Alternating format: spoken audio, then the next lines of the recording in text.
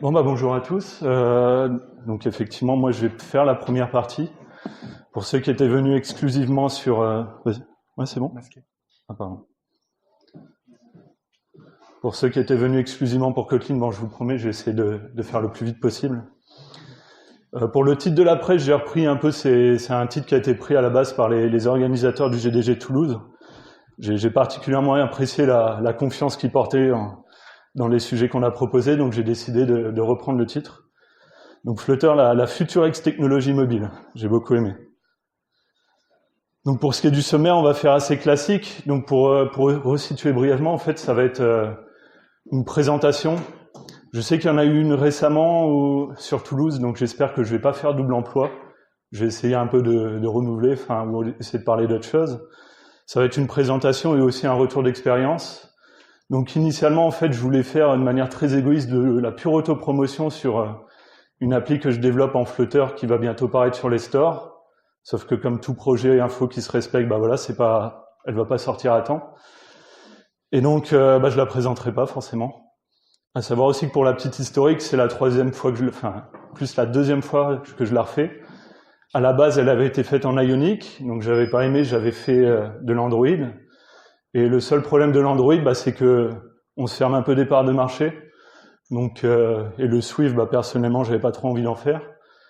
Et donc après, quand j'ai vu Flutter, donc qui est arrivé en grande pompe l'année dernière, je suis basculé dessus et c'est vrai que pour le coup, j'ai vraiment été charmé. Donc c'est pour ça que je décide de faire cette petite presse aujourd'hui. Et voilà. Petit tour de horizon, qui a fait du Flutter dans la salle? Ok, bon. Qui en a fait activement? Ok, les mêmes personnes, quoi. Ça marche. Si je dis des bêtises, n'hésitez pas à me couper, hein. Comme ça, on est prévenu. Alors la première chose, vu que voilà, Flutter, c'est quand même quelque chose de relativement récent, je vais réintroduire un peu la techno. Je pense que ça fera pas de mal. Après, je vais directement embrayer sur pas mal de concepts clés, des concepts que j'ai choisis vraiment, parce que pour moi, c'était les plus importants. Il y a d'autres choses peut-être qui auraient été intéressantes de voir, sur lesquelles je vais passer brièvement. Si vous voulez, on pourra en parler à la fin de la presse, il n'y a absolument aucun souci. Déjà, il faudra savoir que les Flutter, le mot widget, il va revenir absolument tout au long de la conf. Donc je vais vous présenter les widgets, à quoi ça sert et comment on les utilise. Flutter, le langage, c'est du Dart. Donc déjà, il y en a qui vont grincer des dents. Mais bon, voilà. Je vais vous le présenter aussi et je vais essayer de vous convaincre que c'est pas si mal que ça au final. Un sujet critique pour ma part, et c'est un des sujets qui fait pas l'unanimité et il y a pas mal de guéguerres à propos de ça, comme dans tous les frameworks au final front, c'est tout ce qui est gestion de state. Pareil, voilà, ça je tiens vraiment à vous en parler parce que ça a été un des choix à prendre sur le développement de l'appli et je pense que il y a des choix, des possibilités, il y en existe plein. Et enfin, très très vite, passer sur un retour d'XP. Il y a pas mal d'a priori qui existent à l'heure actuelle sur la toile et je pense que je vais un peu les balayer, enfin pas les balayer, mais les parcourir et dire ce que j'en ai pensé et mon retour d'expérience par rapport à ça. Pour ce faire, je vais essayer de faire un peu comique, donc j'ai featuré avec deux personnes que vous devez bien connaître, les animateurs de C'est pas sorcier. Et donc normalement, là, on va voir, il y aura peut-être une partie des gens qui vont trouver ça ridicule et d'autres qui vont trouver ça marrant. Donc on verra. Donc on va imaginer en fait le cas d'entreprise ou de développeurs indépendants qui se posent toujours la même question. Ils ont un souci en fait. Ils veulent créer une application, ils n'ont pas le portefeuille d'Airbus, hein. Et donc ils aimeraient bien créer une application qui ait quand même une certaine portée sur le marché, ce qui signifie qu'elle doit toucher tous les devices. Ce qui signifie qu'en gros, s'ils font du natif, ils sont bons pour faire du double dev. Ou alors, il y a d'autres solutions, notamment, par exemple, les solutions hybrides qui existent. On va plus parler d'Ionic, hein, il y en a qui diraient que c'est has-been. Personnellement, on pourra discuter des choix de chacun à la fin de la présentation, mais je vais essayer de bâcher aucune techno, c'est pas du tout le genre. Et il y en a d'autres aussi qui parleraient de React Native. Après, React Native, c'est assez détracteur, c'est assez fan. C'est une solution, en tout cas. Et donc il y a une nouvelle solution qui est arrivée. Et le petit Jamy, justement, il aimerait conseiller Fred en lui disant, tiens, si tu veux faire une application mobile, il y a une nouvelle techno qui est sortie, ça vient de sortir, c'est super. et c'est la solution à tous tes problèmes, ça s'appelle Flutter. Et pourquoi c'est si bien que ça? Personnellement, dès qu'on va sur le net, il y a plein de raisons. Il y a des raisons plus ou moins obvious, il y a des raisons qui sont plus ou moins, entre guillemets, pourries. On va essayer de les dégrossir, on va essayer un peu de les passer comme ça. Donc en intro, très vite fait, Flutter, lapsus. Déjà, c'est fait par Google. Pour beaucoup, c'est une raison primordiale, personnellement pas pour moi, mais bon, enfin bref. C'est extrêmement récent, ce qui est forcément, en tout cas récent en release finale. Par contre, ça existe quand même depuis 2017, donc il y en a qui en font depuis peut-être plus d'1 an. Personnellement, c'est pas mon cas. Mais en tout cas, il est sorti en version 1.0 en décembre 2018. Ça va être le SDK de développement officiel de Fuchsia, donc le FutureOS Google. Pour beaucoup, c'est aussi un argument majeur. Personnellement, c'est pareil, j'attends de voir. Donc voilà, en tout cas, c'est quelque chose qu'il faut savoir. Il y a déjà pas mal d'applis qui existent, qui sont développées en Flutter. Je vous ai mis un lien si vous voulez voir un peu tout ce qui existe. Et ça utilise activement Dart. Et ça, pour pas mal de gens, ça peut être un défaut. Donc on verra aussi ce qu'il en est. Déjà, la première chose, et ce qui démarque un peu des autres solutions hybrides, donc qu'on parle par exemple d'Ionic, qu'on parle, je sais pas, de React Native, de pas mal de ces solutions, à chaque fois, en fait, la particularité, voilà, c'est que ça passait toujours au moins par un bridge JavaScript. Donc il y avait Ionic déjà qui était voilà dans une WebView, React Native qui est quand même beaucoup plus performant. Par contre, il y a quand même un bridge pour faire l'interfaçage avec les composants natifs des devices. Là, par contre, Flutter, ils ont fait le choix de dire personnellement, voilà, on s'en fout, on va tout refaire de notre côté, et donc on va faire notre propre moteur de rendu. Et en gros, chaque pixel de l'écran, c'est nous qui allons le gérer. Donc c'est-à-dire, ils vont tout redessiner à l'écran.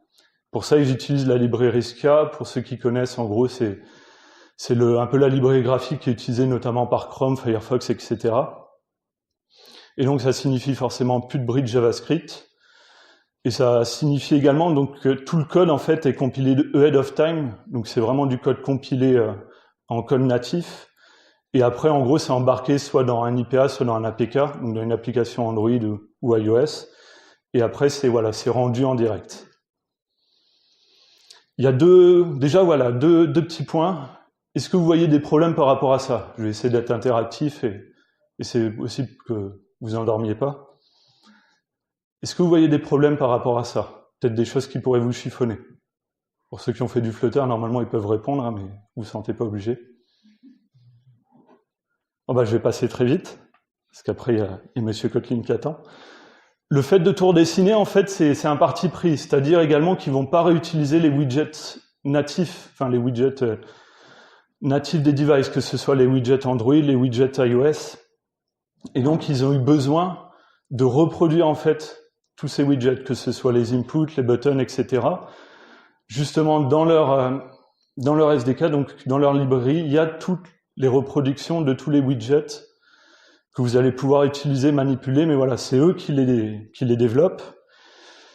Et donc, ils ont dû créer donc, les composantes aimées en matériel Android, Cupertino, donc c'est pour iOS, avec quelques soucis que ça peut entraîner. Déjà, ils sont pas maîtres du marché, donc si demain Android il dit les gars, en gros, on va passer sur un matériel 2, mais sur un matériel X qui va tout refaire, Flutter, il va falloir qu'il se mette à jour. Déjà, première chose, c'est pareil pour iOS. Également, un autre point qui est un peu dommage, je dirais, c'est qu'il n'y a pas de switch automatique.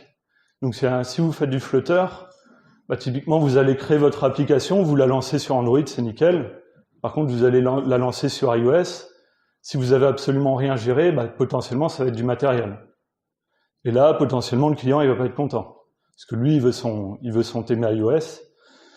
Et donc, voilà, ils sont en train de voir, justement, donc j'ai pas vu récemment, mais en tout cas, ils sont en train de voir pour faire des bascules automatiques, que vous ayez une application qui soit vraiment décorrélée au maximum, que ce soit matériel Cupertino, et qui switch d'elle-même, en fait, entre les deux thèmes.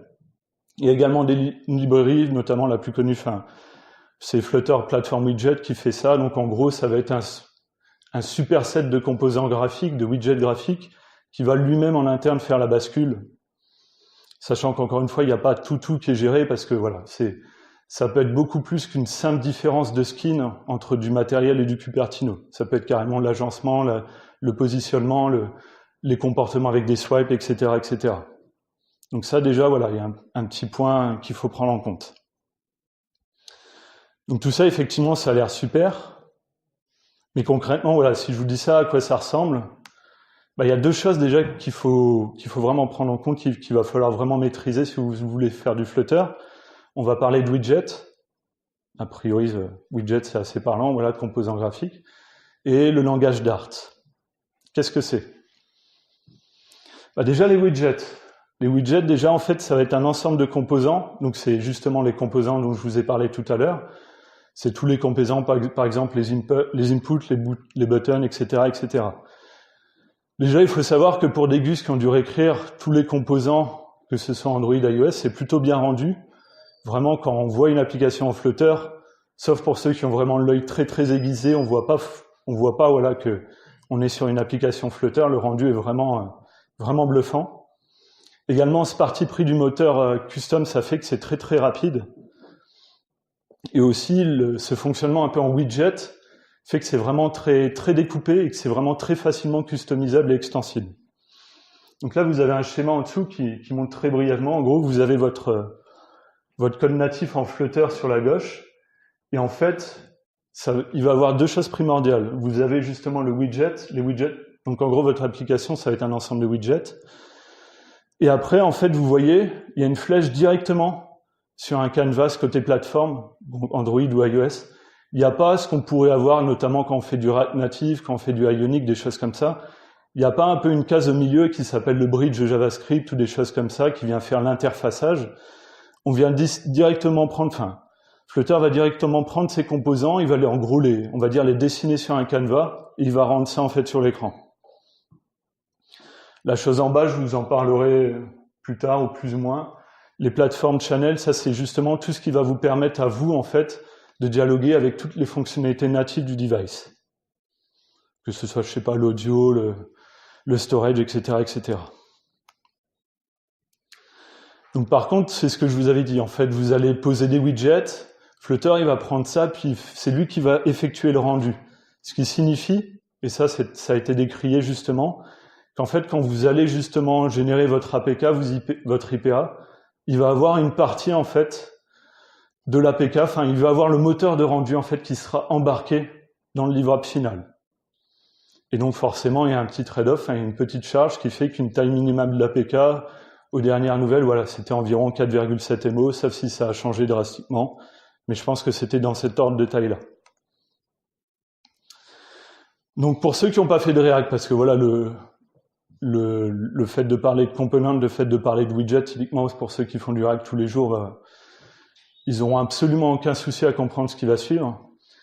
En gros, les widgets, voilà, ça va être des composants graphiques, ça va être toute une arborescence de composants. Et là, par exemple, vous avez un exemple, typiquement avec 3 composants, vous avez une card, vous avez un center, une colonne, et 2 autres, pardon, un texte et une icône. Et donc, typiquement, en gros, la majorité de votre application Flutter, ça va vraiment être une arborescence de widgets que vous allez poser avec des children, avec d'autres widgets en dessous, etc., etc. À noter que c'est quand même beaucoup plus, personnellement, au début, j'aurais dit verbeux, plus lourd, ou ce que vous voulez, parce qu'au final, les composants les widgets ne sont pas forcément des composants graphiques. C'est vrai que j'ai pu faire l'analogie, mais c'est faux. On a également tout ce qui est layout, c'est également du widget. Là, vous avez un center, vous avez un widget padding, je sais plus, vous avez des widgets, vous avez beaucoup de widgets, notamment pour, par exemple, je sais pas, en Angular ou en React, vous auriez eu des propriétés CSS, typiquement. Là, non, c'est carrément des widgets. Ce qui fait que sur une arborescence complète de widgets Flutter, ça peut aller vraiment très très très loin si vous voulez vraiment customiser le rendu. Vous allez avoir un center avec, je sais pas, conteneur, padding, etc. Après, c'est pas aussi découpé de ça. On peut faire des raccourcis, mais ça peut vite aller très très loin. Vous allez également avoir des widgets qui vont pas faire de rendu, mais par exemple qui vont s'occuper de logique business, qui vont s'occuper de traitement tiers ou qui vont s'occuper d'autres choses. Donc c'est vraiment, les widgets ne sont pas que des composants graphiques.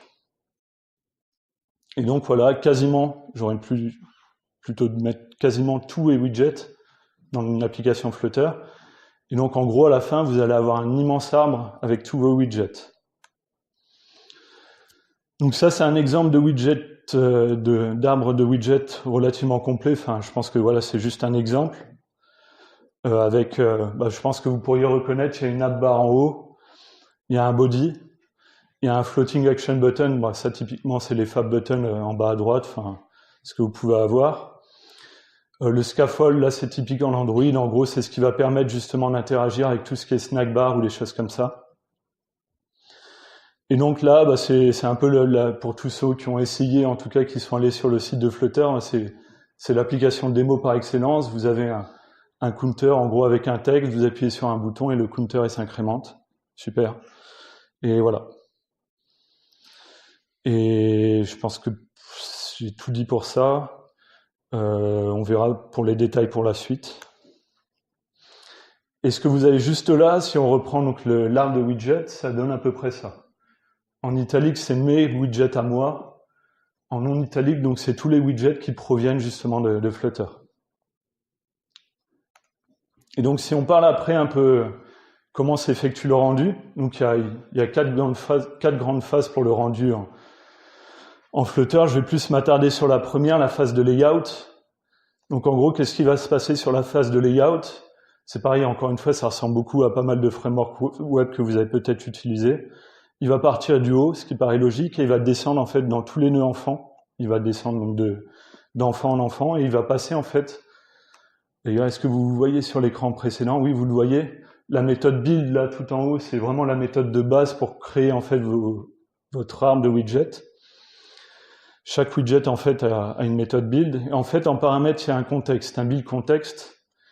Et c'est un peu ça justement, enfin en partie en tout cas, ce qui est passé justement de parents en enfants, etc., etc. Avec notamment des contraintes. Donc en gros, les contraintes, ça va être, en gros, tiens mon enfant, t'as des dimensions pour te dessiner et tu fais ce que tu veux avec. Donc à partir des dimensions qui lui sont allouées, l'enfant il va dire bah tiens, je vais prendre ça comme taille, width et height et je vais remonter à mon parent, bah tiens. Ça va être mon layout avec ma width, ma height, et après, à partir de ça, bah, tu t'arranges avec ça. Donc voilà. Suite à ça, la phase de layout, après, il y a d'autres phases, typiquement des phases de rendu. Après, il va calculer comment il va agencer les widgets, il va les dessiner, en gros, il va les dessiner chacun sur un canevas, après, il va reproduire ça sur un canevas entre guillemets final, puis après, il va dessiner ça pixel par pixel sur l'écran. Donc ça, je vais pas rentrer dans le détail. Donc voilà, en gros, Flutter, pour l'instant, tout ce que vous avez retenu, c'est que c'est un immense arbre de widgets, et pour l'instant, si je suis relativement clair, ça paraît pas trop compliqué. Donc normalement, j'empile mes widgets et ça paraît relativement simple. Sauf que, en fait, c'est pas forcément si simple, ou alors c'est vraiment que l'appli elle est bidon, c'est le choix. Selon le besoin, en fait, vous allez avoir différents widgets qui vont être à votre disposition. C'est des 3 widgets, bon il y en a un ou deux autres, mais qui sont normalement jamais utilisés, en tout cas pas à ma connaissance. Donc déjà, des widgets que je vais vous présenter, les stateless widgets, stateful widgets, a priori ça doit relativement parler rien qu'avec le nom à pas mal de gens. Et inherited widget, bon ça a priori c'est un peu plus obscur quand même. Donc le stateless widget, bah lui en fait c'est vraiment le widget de base, la base de la base. Hein. En gros, il prend quelque chose en entrée, il va builder, donc il va builder justement, il va créer du rendu, et il s'arrête là. Voilà, c'est très clair, vraiment basique. Donc là, c'est ce que vous voyez, j'ai créé donc c'est vrai qu'un widget, en gros, ça va être une classe, c'est que je vais peut-être repartir du commencement. Donc là, il est en stateless widget. Et donc là, par exemple, j'ai un title widget, donc vraiment ultra basique, qui va prendre un title en paramètre. Donc vous avez le constructeur avec le title, et après dans la méthode build, je vais juste créer en fait un widget texte avec un style donné, et le premier paramètre title, c'est ce qu'il va afficher. Donc a priori, ça paraît relativement bidon. Si vous avez des questions, n'hésitez pas à demander tout de suite. Une question que je peux vous poser, c'est le const sur le constructeur, a priori, d'après vous, à quoi il peut servir? S'il y en a qui veulent répondre, surtout n'hésitez pas. Parce que là, j'ai un peu peur quand même. Un peu peur surtout que tout le monde dorme. En fait, donc votre tree, donc votre arbre de widgets, forcément, il ne va pas être rendu qu'une fois. Sinon, ce serait trop simple. Ou alors, votre application, il n'y a aucune interaction. Elle s'affiche et c'est fini. Dès que vous allez avoir des clics sur des boutons, dès que vous allez cliquer sur un input, il va y avoir des interactions.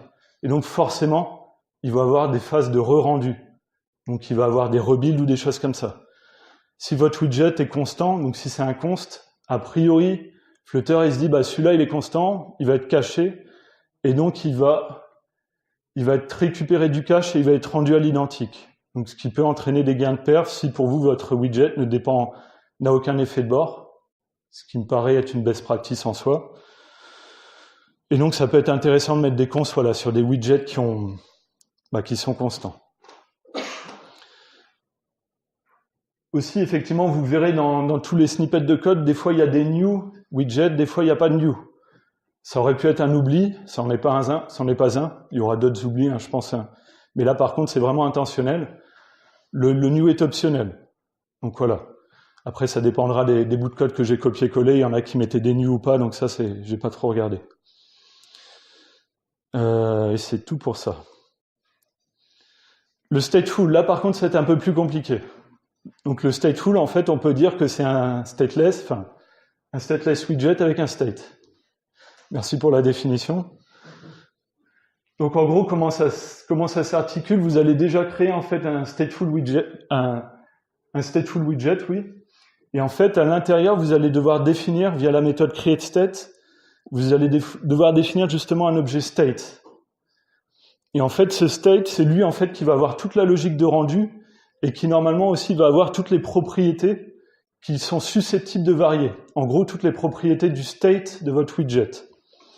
Par exemple, là, avec l'exemple que vous avez là, j'ai fait un counter widget. Normalement, comme son nom l'indique, en gros, il a un counter qui s'incrémente, donc un nombre qui s'incrémente. D'où justement vraiment donc toute la logique qui est dans la classe counter widget state. Ici, j'ai mon number count. Alors le tiret bas, le préfixe tiret bas, est-ce qu'il y a quelqu'un qui peut me dire à quoi ça sert? Merci, j'ai une réponse. C'est ça exactement. Donc par convention de nommage, en fait, le tiret bas, c'est pour dire private. Par défaut, tout est public. Donc là, j'ai mon count qui est en private. Dans les states, généralement, on a plusieurs méthodes qu'on peut valider. Là, je vais vraiment m'attacher sur les deux plus importantes. La première, notamment, c'est initState, donc qui va permettre d'initialiser le state. Par exemple, ici, le count, je vais mettre que c'est l'initial count qui peut être passé en paramètre de mon counter widget en haut.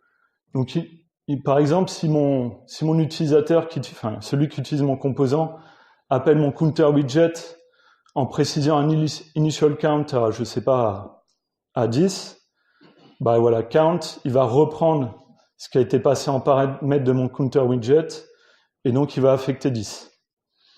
Une chose, normalement, je pense qu'il y en a qui l'ont remarqué, ce qui aurait été une best practice, ça aurait été de mettre une valeur par défaut, ce qui est possible en Dart. Donc des valeurs par défaut sur les paramètres, ici j'en ai pas mis, c'est pas très bien. J'aurais pu mettre un initial count par exemple égal à 10, pour dire que si la propriété n'est pas renseignée, je mets un 10, on affecte 10 par défaut. Parce que là, typiquement, si l'utilisateur n'affecte pas initial count, un nul, je pense que ça va partir un peu en cacahuète. Et donc la méthode build après, qui à partir du state en fait va rendre lui. Et donc là, très simplement, je me suis pas forcément trop foulé, j'ai juste fait un bouton avec une icône, un label, qui affiche l'état du state, et avec un handler, donc là vous voyez, en gros c'est une fonction inline function, donc avec sur le press sur le button, je viens mettre à jour la variable counter. Et par contre, vous avez un setState ici, a priori, qui sert à quoi? Ouais. Ça paraît logique en même temps, donc, mais effectivement, c'est ça. Si j'avais pas utilisé le setState, si j'avais juste fait counter++, le state ne se met pas à jour. Lui n'est pas mis à jour non plus. Si vous souhaitez vraiment mettre à jour, en fait, les données de votre state, il faut vraiment englober ça dans la méthode setState, qui prend une fonction à paramètre qui est appelée, là, vous mettez à jour. Donc, par exemple, ici, c'est la variable count, et non pas counter, d'ailleurs. Et après, ça va redéclencher un cycle de refresh du state et du rendu, etc. La petite question, il n'y a pas de mauvaise réponse. Un formulaire de login, si vous devez en implémenter un dans votre application, est-ce que vous le feriez en stateless ou en stateful? J'ai entendu plein de réponses. Qui dit stateless? 2 personnes. Qui dit stateful? Quasiment tout le monde.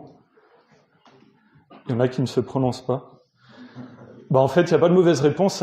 Ça va dépendre typiquement en fait, de l'implémentation du formulaire de login. C'est con, hein, mais c'est exactement comme un chef de projet qui vous demande de faire une tâche et qui ne précise pas ce qu'il y a dans la tâche. Et donc, c'est libre à votre interprétation. Par exemple, si vraiment vous avez des inputs, il n'y a aucun check de validité dessus avec aucun message d'erreur. Si le bouton de submit, il est pas disable par défaut et si vous pouvez cliquer dessus et ça envoie juste un appel REST après, pour moi, un stateless, ça marche très bien. Si par contre, vous devez, typiquement la personne, elle doit saisir un mail, elle met Toto, là vous devez afficher un message d'erreur. Donc on va avoir du rebuild. On va devoir mettre à jour l'UI suite à de la saisie utilisateur. Le bouton de submit, voilà, il est disable par défaut et il devient enable uniquement si les données du form sont valides. Là, on va devoir forcément passer par un stateful qui, par exemple, le state, il va avoir un login, un mot de passe, qui va les contrôler et après qui va dire, tiens, justement, quand tout est valide, mon bouton, il devient enable. Donc, voilà. Et le meilleur pour la fin, l'inherited widget. On peut faire une application Flutter sans l'utiliser. C'est un peu dommage quand même, vu que c'est vraiment très très puissant. Parce que par défaut, en fait, pour ceux qui suivent vraiment et qui se transposent déjà dans des cas réels, on peut se dire, là vraiment on est en communication vraiment parent-enfant. Et typiquement, si mon parent vraiment le root widget de mon application, je veux, tiens par exemple, je veux initialiser un thème, le thème de mon appli, et je souhaiterais vraiment que mon enfant, le 100e nœud en bas, il utilise le thème. Je le passe dans tous les constructeurs. Personnellement, c'est un peu la mort. On pourrait le faire, d'ailleurs.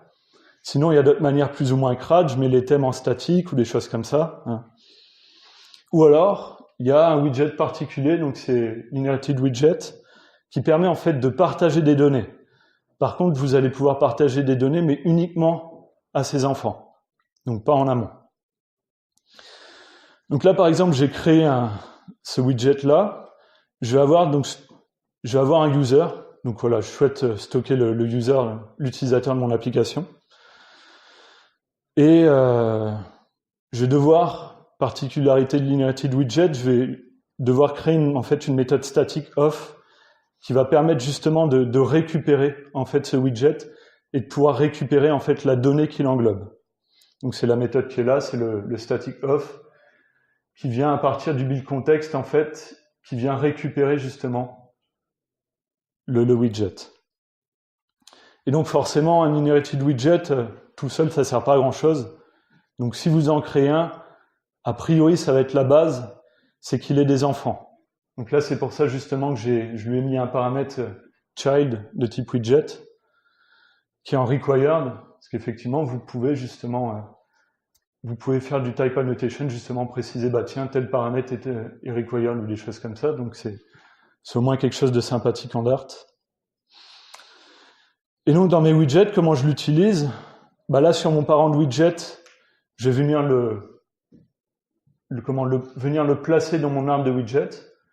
Donc je viens mettre mon inherited widget, je viens lui spécifier le user, et après je viens spécifier le child. Et là, par exemple, le child, ça va être un child widget. Et lui, pour récupérer la data, il va falloir en fait qu'il appelle la méthode statique qu'on avait faite précédemment. Et en fait, à partir de là, je vais pouvoir récupérer le widget et je vais pouvoir récupérer en fait la donnée métier qui était liée. Ça vous paraît relativement clair ou... Ok. Donc je m'arrête là pour l'inherited widget, mais on va voir qu'il y a d'autres choses qu'on peut faire avec, notamment que là je vous ai présenté un exemple un peu en lecture seule, mais on va voir qu'on peut quand même pousser beaucoup plus loin. Donc les plus pour les widgets, pour moi c'est facile à prendre en main. Enfin c'est quand même enfin c'est les widgets, enfin voilà, c'est de l'entrée sortie, enfin c'est vraiment un pattern, enfin c'est vraiment un pattern component vraiment enfin normalement basique. Pour ceux qui ont fait du React, c'est ultra facile enfin pour vous sentir pas dépaysé. Également, ce qui est super intéressant, c'est la maintenabilité, la factorisation, et aussi pour ceux qui en font la testabilité. À noter que Dart, par rapport à ça, justement, le test de widget, c'est ultra facile. Donc normalement, ça pourrait vous motiver, si vous avez le temps. Et vous avez aussi un contrôle total, donc il y a un contrôle total sur le rendu de l'application et aussi sur le cycle de mise à jour. Et ça, justement, ça peut être un défaut. Si vous faites, dès le root, vous faites un stateful, et en gros, dès qu'il y a un petit P, vous rendez absolument toute l'application, les perfs, enfin voilà, ça peut très vite partir en cacahuète. Donc il faut quand même essayer de réfléchir un peu à ce qu'on fait. Essayer d'affiner, voilà. Est-ce que j'ai besoin d'un stateful pour tout ça, ou alors est-ce que je peux le placer un peu plus bas? Les moins aussi, donc ça je pense que normalement tous ceux qui ont fait du Flutter au tout début, enfin, qui commencent le Flutter vont être un peu surpris par la masse de widgets, et surtout qu'au final, surtout quand on commence à faire du layout, on va se dire, bah, quand je veux faire du layout, il y a 50 000 manières de faire, il y a 50 000 widgets différents, et je sais pas quoi faire, je sais pas quoi utiliser. Par la suite, ça s'affine, on prend des réflexes et on devient beaucoup plus performant, mais au début, ça peut être un peu la marée, quoi. Et aussi, un moins personnel, je vous en ai pas parlé, c'est les slivers. Est-ce qu'il y en a qui connaissent? Je pense pas. Ah. Ouais, c'est ça, exactement. Les slivers, c'est des widgets, mais à part. Voilà, ils sont sympas. En gros, là, je vous ai parlé sur la phase de layout. Les parents, ils passent aux enfants, bah tiens, tu as une zone pour te dessiner avec un width max, un 8 max. Les slivers, bah tiens, ils vont partir du principe que je suis dans un élément qui scrolle. Et ça, c'est super dans les applis mobiles, quand on commence à faire des rendus à base de scrolling avec les headers qui se rétractent, etc. Enfin, c'est super puissant. Par contre, si vous voulez le faire en Flutter, bah, il faut passer obligatoirement par les slivers, ou alors vous réinventez la roue. Et ça nécessite aussi de passer par de nouveaux, enfin pas des nouveaux, mais d'autres composants. Donc vous allez avoir vous avez les list view, vous avez les sliver list. Vous avez par exemple un conteneur pour les slivers, c'est les custom scroll view, etc. Dedans, de base, vous ne pourrez pas mettre des composants basiques. Avec des adapteurs, c'est possible, mais en tout cas, c'est pas facile. Ce qui fait qu'au final, selon vos vues, si vous avez tout codé en list view classique ou en item classique, vous souhaitez factoriser et l'implémenter dans des slivers, bah, vous pouvez, voilà, je vais rester poli. Sauf s'il y a peut-être des manières de faire, mais en tout cas, c'est pas facile et je trouve ça assez dommageable. Ensuite, je vais embrayer directement sur le langage Dart. Donc, Flutter utilise Dart 2.0, qui est quand même un langage performant, qui se compile aussi en code natif, ce qui est vraiment appréciable. C'est de l'orienté objet, vous l'avez vu précédemment. Une chose aussi, c'est monothread. Donc déjà, ça c'est important à savoir. Vous allez vraiment fonctionner sur un thread unique. Il y a des manières de mettre des tâches un peu sur un autre pseudo-autre thread en passant par des isolates, mais c'est très contraignant et faut vraiment avoir le besoin. Et forcément, ça gère un synchronisme avec les futurs. Pour ceux qui sont à fond dans le JS, c'est des promises en gros. C'est à peu près la même chose. Pour les fans, il y a les async await, il y a plein de choses comme ça, donc vous ne serez pas dépaysés. Et je les entends déjà, je sais qu'il y en a qui ont pensé, ouais mais c'est Dart, c'est pas Kotlin. Je pense qu'il y a des fanboys dans la salle. Et pire que ça, donc il y a pas TypeScript, c'est pas TypeScript non plus. Et les deux sont mieux, enfin après chacun ses préférences.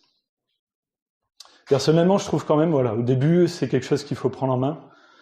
Si vous avez fait du TS, du Kotlin, du Java, vous serez certainement pas dépaysé. Et je trouve quand même qu'ils ont fait les choses bien.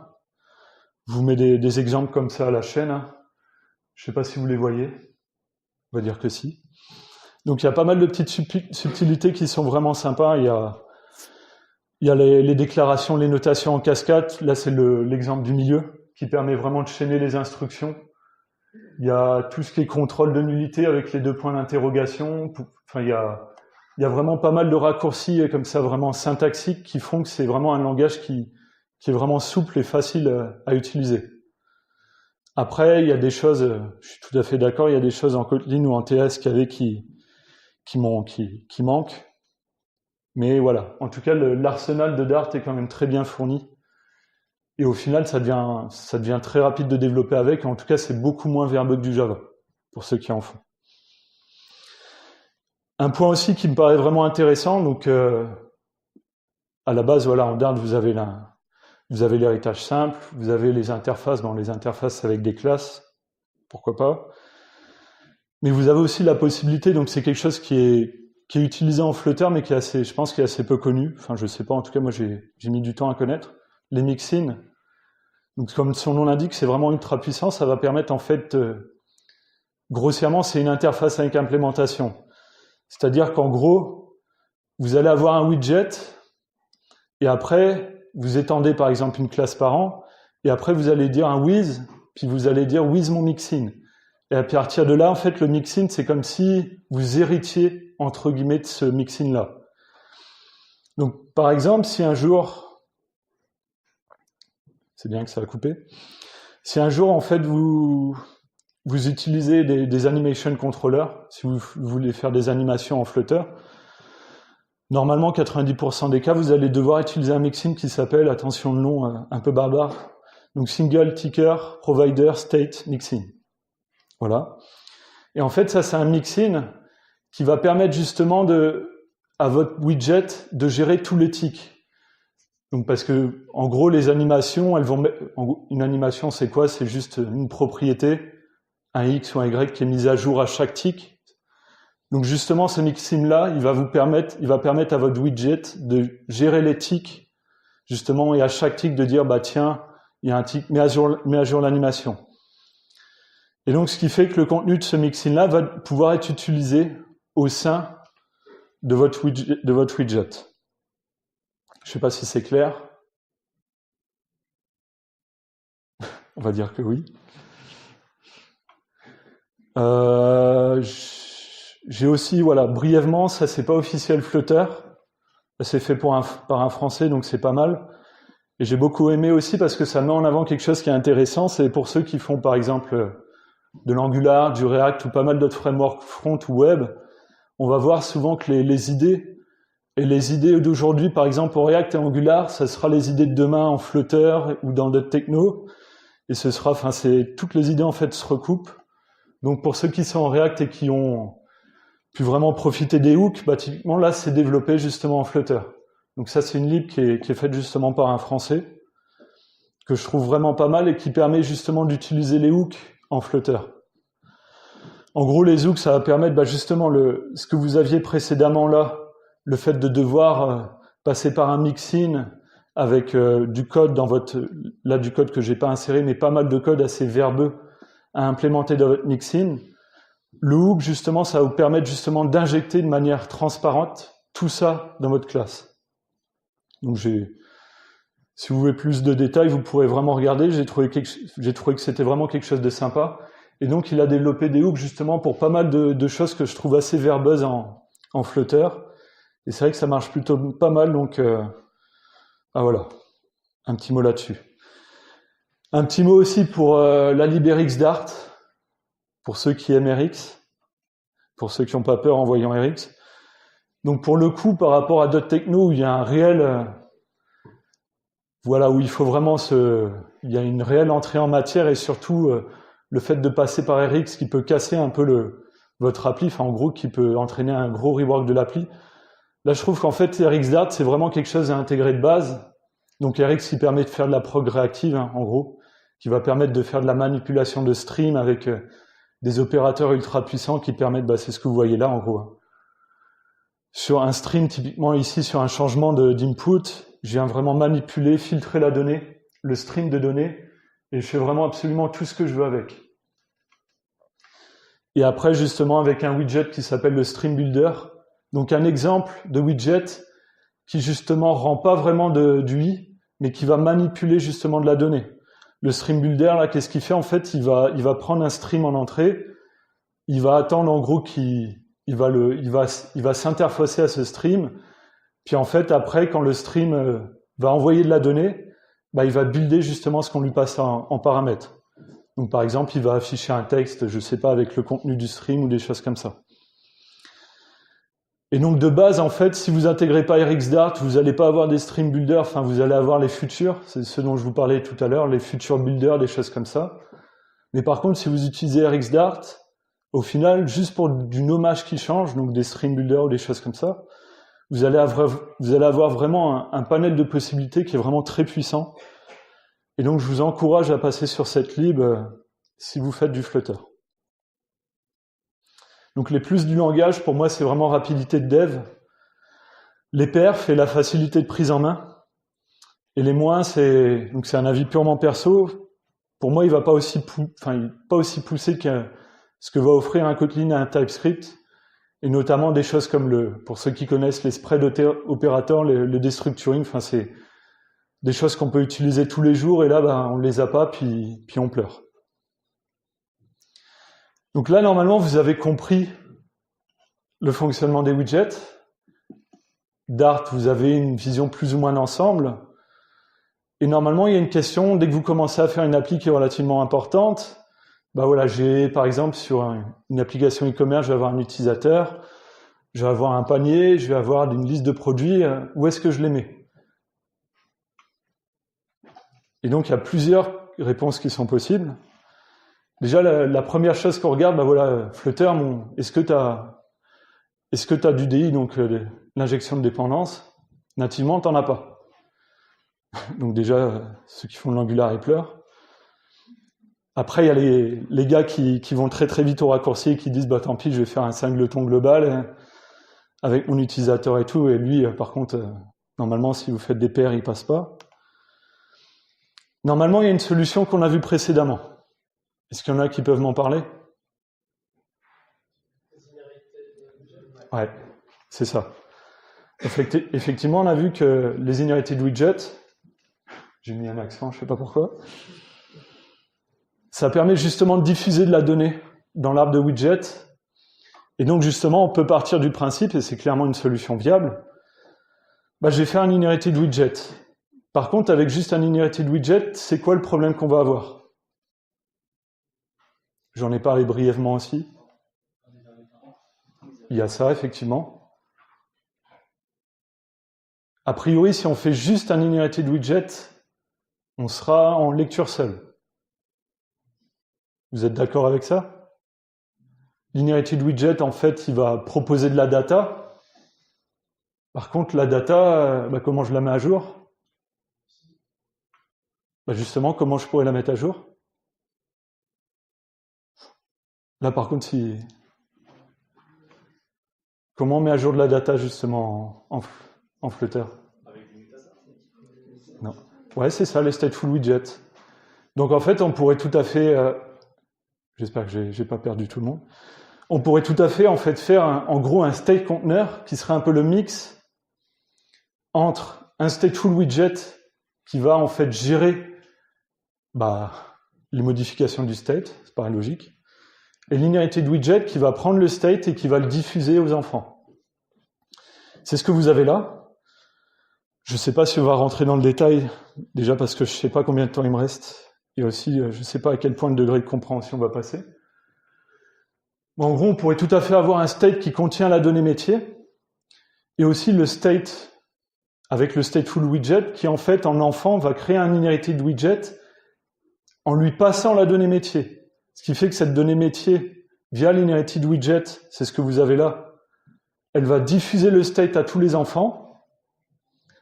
Et en plus, cette donnée métier, elle est dans un stateful widget, et donc potentiellement, on peut faire des méthodes, on peut faire des getters, et on peut faire aussi des méthodes qui vont permettre de mettre à jour le state, via le setState, etc., etc. Et donc là, j'ai créé mon state container, avec mon state qui est ici. Donc ça, c'est ma classe, un peu mon Pojo, avec toutes mes propriétés métiers, mon utilisateur, mon panier, etc., etc. Et là, par exemple, j'ai deux widgets qui vont utiliser mon state container. Donc de la même manière, pour appeler un inherited widget, j'appelle la méthode off avec le contexte pour récupérer ça, le state. Et il y a, je peux en fait, par exemple, passer par le getter ici pour récupérer le user, afficher le name. Et ici, par contre, on clique sur le bouton. Je vais appeler la méthode du state addProduct qui elle-même va faire un setState qui va mettre à jour le state. Et quand il y a modification du state, il y a mise à jour de l'UI. Et donc, recréation de l'inherited widget qui va reprendre le state mise à jour et qui va rebuilder derrière. Est-ce que ça vous paraît relativement clair? Ouais. Sachant que, en plus, il faut savoir que dans les modifications comme ça, enfin avec l'inherited widget, Flutter n'est pas totalement, comment on pourrait dire, con, enfin voilà. Et en fait, il est aussi intelligent sur ce qu'il fait. Et c'est-à-dire, par exemple, en fait, quand il y a des widgets qui dépendent d'un inherited widget, par exemple ici, vous voyez que je dépends typiquement d'un inherited widget pour récupérer de la data, il va rebuilder que les widgets qui dépendent de l'inherited widget. Ce qui fait qu'en fait, on ne va pas forcément tout rebuilder. Quel défaut vous pouvez voir avec cette approche-là? C'est compliqué. Ouais, c'est vrai. Il y a un autre défaut, en fait. Enfin, il y a un défaut, ça dépend de chacun. Le défaut qui est... là, on a un défaut, en fait, c'est qu'on a un state qui est vraiment global. On a un state qui contient tout. On a un state avec un user, on a un state avec un panier, on a un state avec l'ensemble de nos données métiers. Et ce qui fait qu'en fait, tous nos widgets qui viennent s'interfacer dessus, de manière transparente, il y en a un qui veut un user, il y en a un autre, je ne sais pas, qui veut le panier, il y en a un autre qui veut un product. Et sauf que quand on va mettre à jour en fait le state, il n'y a pas vraiment de manière simple, en tout cas il n'y a pas de manière, en tout cas clairement précisée de dire il y a juste mon user qui est mis à jour, donc tu n'as pas besoin de mettre la terre à jour. Ce qui fait qu'en fait, on peut très vite arriver, si vous partez sur cette mécanique-là, j'ai un state container qui est vraiment tout en haut de l'appli, tous mes widgets, en gros, ils se connectent dessus. Si j'ai juste une propriété vraiment bidon, isLoading qui se met à jour, tous les widgets, même ceux qui n'en dépendent pas forcément, ils vont se mettre à jour. Alors, il y a une solution, qui serait assez logique. Voilà, j'ai un state container widget par donnée métier. Un state pour le user, un state pour le cart. Ça peut vite être très lourd. Et c'est pour ça qu'il y a d'autres alternatives qui existent. Je sais qu'il y a l'inherited model qui existe. Est-ce qu'il y en a qui le connaissent? Non? Bon. Qui a priori qui serait justement un inherited widget avec une notion d'aspect qui permettrait d'affiner justement. A priori, je ne l'ai jamais vu en utilisation. Mais la variante, on va dire, officielle, ce serait plus... Et là, normalement, il y aura peut-être des crissements dedans. En tout cas, à l'heure actuelle, ce serait Flutter Redux. Donc pour ceux qui font du Redux, ils peuvent sauter les 3 prochaines slides. C'est très bien. Pour ceux qui ne connaissent pas, ils peuvent aussi sauter les 3 prochaines slides, mais pas pour la même raison. En fait, Redux, voilà, c'est pareil, c'est tiré du monde React. C'est vraiment un pattern aussi qui a été utilisé de manière vraiment intéressante, sur Angular, etc. Et en gros, ça va gérer un state global au sein de l'application. Pour faire très très vite, vous avez des vues qui vont dispatcher des actions. L'action, par exemple, ça peut être ajoute un produit dans le panier. À partir de cette action-là, vous avez 2 possibilités. Vous avez un reducer qui va mettre à jour votre state. Par exemple, ici, le reducer, il va prendre l'action ajout au panier. Il va prendre mon objet panier, il va ajouter le produit dans l'objet panier. Ensuite, il y a un middleware, d'après vous, qui sert à quoi? Si je parle effect, est-ce que ça parle à des gens? Ouais, il y en a qui font oui timidement, mais... Le middleware, en gros, ça va être... par exemple, je dis j'ajoute un produit au panier, je vais peut-être faire un appel REST pour mettre à jour justement le back-end, ce serait pas mal. C'est ça le middleware. Le middleware, il va pouvoir aussi écouter des actions et faire des appels un peu transverses, des effets justement, comme des appels REST, je sais pas, d'autres actions, pourquoi pas chaîner sur d'autres actions, des choses comme ça. Donc le réduceur met à jour le state, et vu que la vue dépend du state, on va avoir un refresh ou pas de la vue. Donc en gros, ça c'est Redux. Flutter Redux, en gros, il prend ça, et il ajoute des widgets, parce qu'après tout, Flutter c'est des widgets, donc il a ajouté des widgets justement pour faciliter l'utilisation de Redux. Vous allez vraiment avoir en haut lieu, vraiment dans le root de l'application, vous allez avoir un widget qui s'appelle le Store Provider, qui va justement vous permettre de définir le state de votre application. Et là où c'est vraiment intéressant, c'est que le state, il va vraiment pouvoir être découpé en fonctionnalités métiers. Vous allez avoir une partie du state qui est liée au user, avec des reducers et des actions pour les users, idem pour les produits, etc., etc. Ensuite, dans votre app de widget, quand vous allez vouloir utiliser votre state, vous allez utiliser un store connector qui va permettre de s'interfacer sur le state et qui va vous permettre soit de récupérer de la data du state, soit de dispatcher des actions. Et donc là, c'est ce qu'on voit. Les widgets peuvent dispatcher des actions qui sont écoutées soit par les reducers, soit par le middleware, qui vont mettre à jour, je ne sais pas, des backends, etc., et qui vont mettre à jour le state. Je ne vais pas rentrer dans le détail. En tout cas, c'est vraiment, pour moi, c'est la base, vraiment, si vous souhaitez gérer un state global, c'est vraiment un pattern qui est éprouvé et qui n'est pas si compliqué qu'on pourrait le croire. Un autre pattern pour la gestion du state, c'est block. Est-ce que ça parle à des gens ? Ouais. De toute façon, c'est pro Flutter, donc effectivement, ceux qui n'en ont pas fait ne pouvaient pas. Donc block, c'est business logic component. Donc ça, c'est pareil, c'est très avis personnel, c'est très commercial. C'est des gars de Google qui l'ont proposé. En gros, c'est une espèce de pattern qui va un peu mettre en avant une séparation UI et logique métier. J'ai un peu envie de dire, c'est ce qu'on fait depuis toujours, hein, mais enfin bref. Et donc ça va permettre de gérer plus un state local. Vous allez vraiment avoir, par exemple, vraiment un découpage entre les widgets qui vont vraiment être un peu pour ceux qui connaissent un peu des dumb components, enfin des composants, enfin des widgets idiots, qui vont prendre la donnée en entrée et qui vont faire du rendu. Et d'un autre côté, après, vous allez avoir une classe, donc là, par exemple, c'est le bloc, qui va en fait gérer vraiment la logique métier. Et l'avantage, c'est que le bloc se fiche du composant UI qui est derrière, le composant UI se fiche du bloc, enfin ils peuvent être réutilisés de manière vraiment totalement séparée. Et donc l'implémentation un peu officielle, c'est basé sur les streams, donc les streams RX, et notamment donc la notion de stream controller. Et le stream controller donc, qui propose donc les signes, c'est les streams.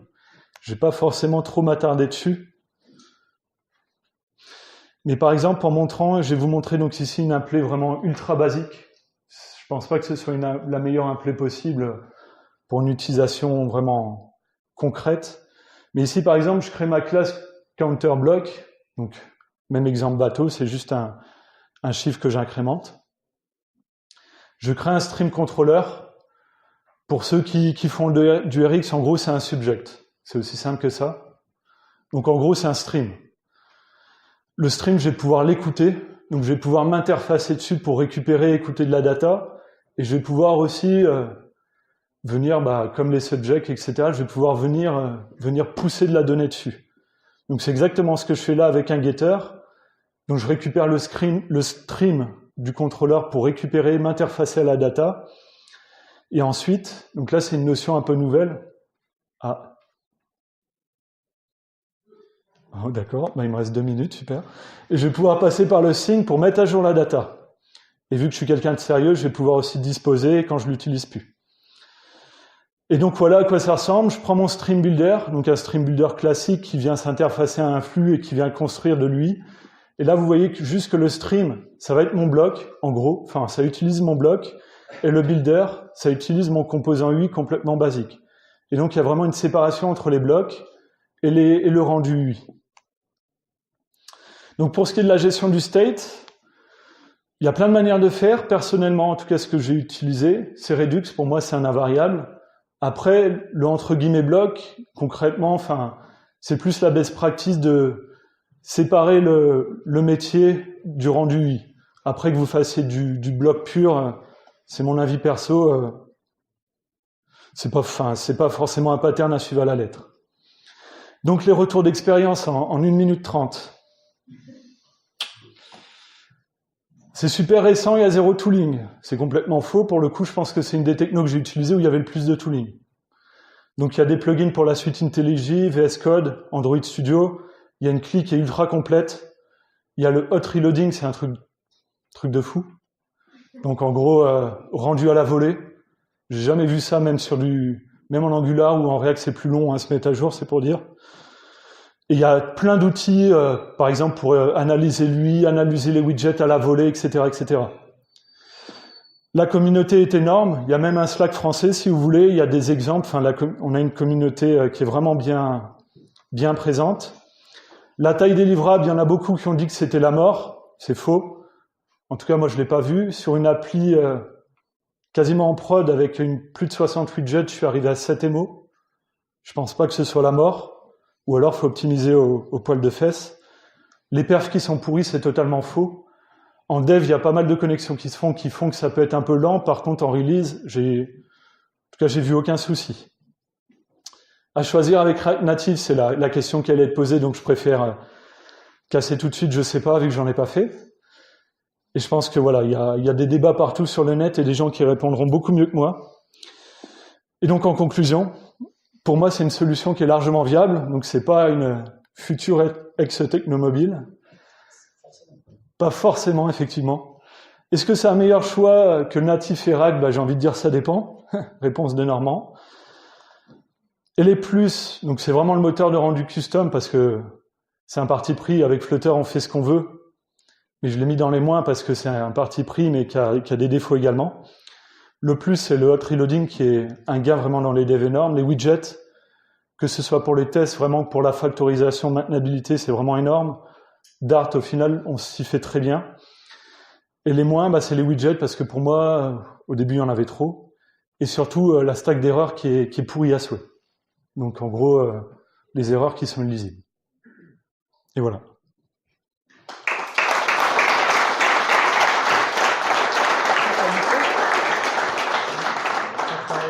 Deux, trois questions. Vous ne vous sentez pas obligé. 2-3 questions, il y en a qui en ont. Ouais. Du coup, à partir du moment où tu utilises Redux pour tes blocs, Ouais. tu vas plus utiliser les numériques. Il y a quand même des utilisations. Alors, quand on utilise Flutter Redux, c'est où les blocs? Est-ce qu'on utilise les inherited widgets? Ça dépend. Est-ce qu'il y a un cas que vous voyez d'inherited widget qui est hors contexte bloc ou Redux? Ouais, c'est ça. Et je pense justement, vous avez un thème global que vous voulez diffuser dans toute votre appli, vous allez créer un inherited widget qui est pour le thème, un custom theme ou quelque chose comme ça. Donc non, ça dépend vraiment du cas d'utilisation. Et il faut savoir aussi, Flutter Redux se base justement sur la mécanique ultra lourde d'inherited widget et donc il l'utilise en interne. Donc si au final tu l'utilises, mais tu le vois pas, quoi.